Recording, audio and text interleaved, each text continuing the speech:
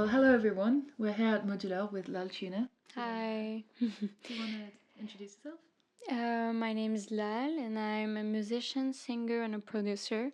And I have my debut album coming out at June 5th. And I'm so excited to be here. And thank you for having me. Well, thank you for being here. And I wanted to ask you what kind of prompted you to start the album and the process? Well, it was a bit of a journey because I started writing these songs in 2022. So when I was 18, and I was just writing stuff that was going on in my life, and without really thinking about recording them or putting them in an album or doing a record. And so it really took me a while to start recording them, so I didn't really have like a plan of doing an album. It just like it was so natural, and it happened organically. Like in over like 4 years, I just found myself with 11 tracks, and I was like, why not make an album with all of them and release them? So it was more in that. And so you recorded everything yourself, didn't you? Yeah, I recorded everything myself. Only in 3 songs in the album, there is Alice, my friend, who played the bass. Right. And because at the time, like those were the first songs that I recorded, and I didn't know how to play the bass. So I knew what I wanted. Like I composed it, but she played it for me. That's good. But after that, I said, okay, I'm gonna do it all alone, and I learned how to play the bass. That's really And so good. I recorded the rest of the album. Yeah. So do you feel quite attached to this kind of DIY way of doing things? Well, I feel like it's kind of, well, first of all, there's this budget problem. And like it's always easier for me to um, also be my own boss in a way, like, so I don't have to explain myself to other people. Especially I find it like harder to like work with other people in order like to have something creative, like in order to do an album, for example. For me it's so hard to like record with other people, and you know like everyone has to give their opinions, and it's kind of like a different kind of mindset that I'm not really I don't know, keen to. Yeah. And also I'm like a visual artist, and before doing music I was like doing photos and videos, so it was kind of like, I don't know, fun for me to do everything alone. So good. yeah. But when you play live, you've got Yeah. a band with you. Was that hard to kind of translate the songs you wrote on your own and recorded on your own to like I live? actually thought it would be like super hard, but in a way it was easier because like so the thing is like my influences when I record my music are so different than our influences when we're playing them live in a way. Right. And well, because my record is more of like an alternative pop kind of record, but like I'm also a huge fan of grunge and the garage scene and everything. So it's kind of a fun way to like translate those songs into a more noisy live set, And also like my bass player, he is a huge metalhead, and my drummer too, and I am too. But like, so it was like, it was kind of like natural for us to go in a more noisy, like noise influenced you know live performances. And yeah, my drummer too, like she has like punk bands and like egg punk bands, so like Really? it's kind of like we all have those influences in us, but we're kind of doing pop, but it's still noisy. Yeah. Yeah. Could you tell me a little bit about your different influences and Well, I love the 90s alternative scene. Like I think it's my one of my main influences. Like I grew up with like PJ Harvey and Courtney Love, like all those women who really changed the alternative scene. And also, I mean, Lana Del Rey was a big influence on me, especially like creating a persona which is like authentic to self, but also a bit like alienating. I kind of like that. yeah, that's what I mean. And Well, yeah, I mean everything. The Jesus and Mary chain, you know, like the Dandy Warhols, Brian Jonestown Massacre, like all those 90s bands, I'm a huge fan of. I was also wondering if you were a little bit inspired by, shoot, I don't remember her name, the woman who did the songs for Twin Peaks. Julie Cruz. Julie Cruz, yeah. Yeah, of course. I mean, I was like a huge, especially I'm saying was because when I was in high school, I was a huge David Lynch fan, and I'm not saying not anymore, but I think I don't kind of grew out of that, but I still love him so much. Yeah. But I feel like whatever I do, there's still some influences that are there because it's so core to me, like you know, to who I am. I feel like David Lynch is one of these influences that never kind of leave you. Yeah. And and the music is so special. David Lynch. Also, Wim Wenders. I don't know if you know him. He's my favorite director. He did Paris, Texas. All right, yeah. Which is a movie that really like opened my eyes to. Like so, both of them. It's really good. Yeah, because you're a visual artist before anything else, so you must have. Well, it used to be like that, and then music kind of worked better for me at the end of the day. But like I still like I love to create that world with both of them at the same time. So it's just like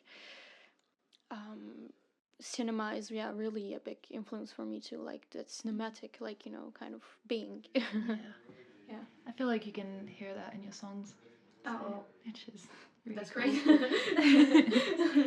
And as I was wondering about the themes that are in the albums, and if you wanted to maybe tell me a little bit about them, like. Well, as I said, like when I started writing the songs, I didn't think of an album, so it was like I was just writing what was going on in my life, and so like it's kind of a coming of age album in a way, because I started writing these songs like when I was 18 and like till last year, so like I was 21, and like so it's just like really the passage to adulthood in a way. And also like well, you know, like some subjects that I wanted to talk about, like sexual assault and PTSD, and like dealing with that mental state. Those are kind of the things that really like pushed me towards writing, because I felt like I had a lot of to talk about, but I didn't have people really to talk about, because I was kind of it. I'm not saying I didn't have like friends, but it's just like I was so shy to talk about those things, like because they're still considered a bit like, you know, a bit taboo, you know.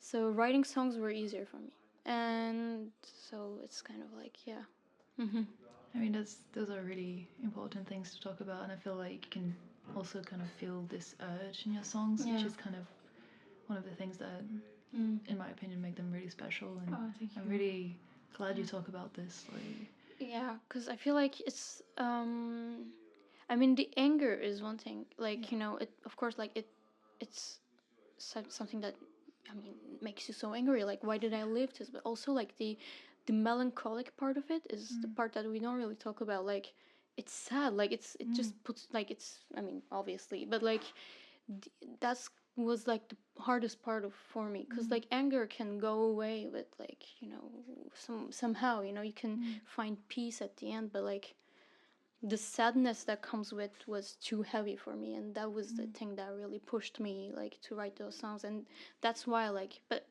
after all, like everyone has their own experience, you know, it's so like personal, but I kind of lived it like that, so that's why like the songs are sad. I mean, you know, like because that was the mood that I was in, so yeah.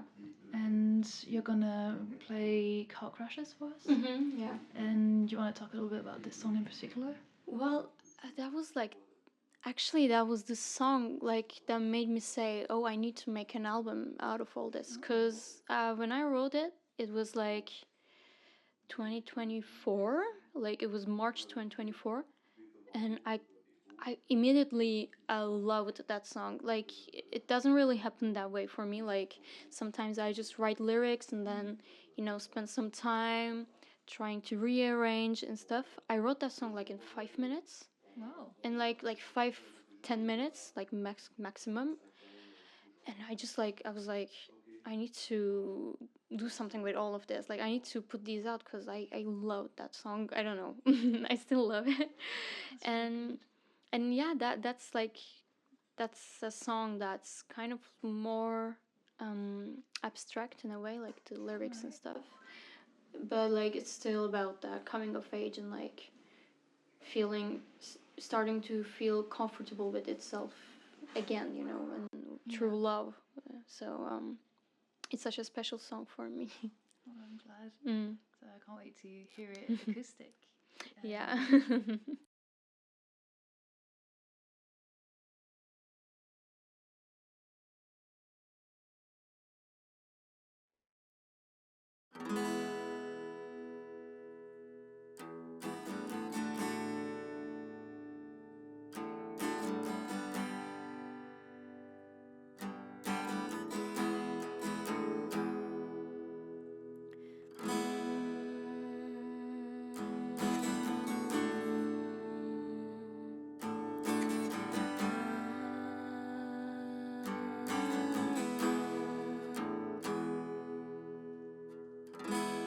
Car crashes in a bottle, find me at the end of the road.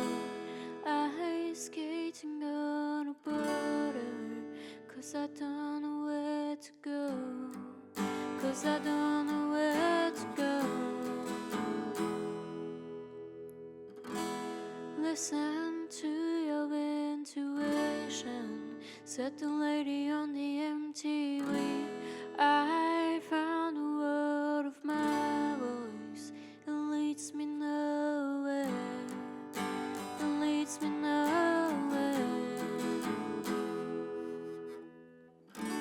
And no one's ever gonna save me. Just fake a smile and call it a day.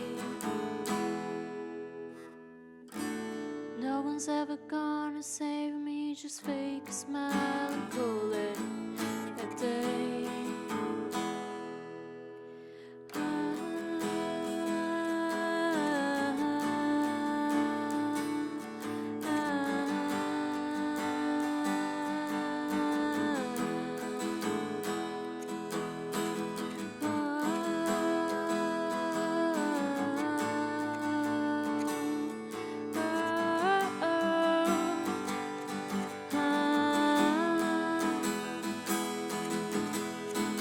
I feel you burn in me, but I never felt sorry. Bleeding to death just to get rid of the red on my face. I dream of a life I don't deserve, but I swear I hear the voices talk to the moon just to hear my own voice on the phone. And no one's ever gonna save me. Just fake a smile and call it a day. And no one's ever gonna save you. Just fake a smile and call it a day.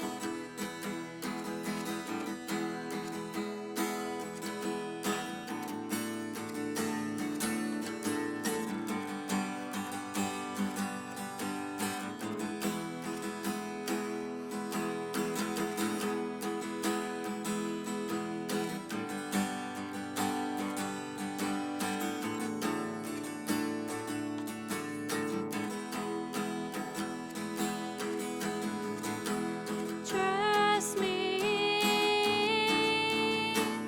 we will be just fine. We will be just fine. Trust me, we will be just fine. We will be just fine. Trust me, we will be just fine. We will be just fine. We will be just fine. We will be just fine. just fine. Trust me. We will be just fine. We will be just fine. We will be just fine.